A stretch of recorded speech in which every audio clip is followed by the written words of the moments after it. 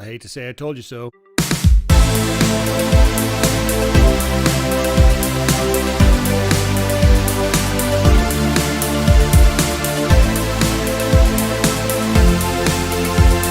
But e-commerce is bad for the environment and the economy.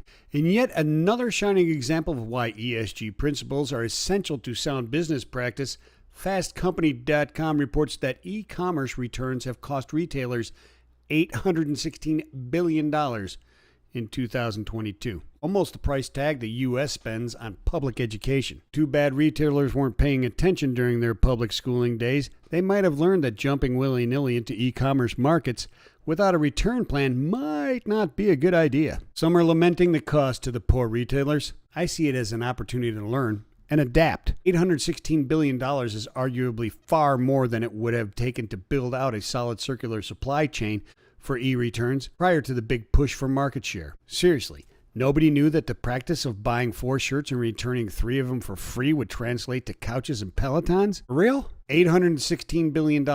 Just think of what it could have been used to develop. $816 billion in capital. Pissed away. Understand this. The $816 billion is nothing compared to the negative impacts of the short-sighted business plan. 9.5 billion pounds of waste entered our landfills due to this market grab. 24 million metric tons. The article says TONS, but we all know that there's an extra N and an E in the metric tons, along with 200 pounds. As consumers and users of our environment, that should make you a little bit upset.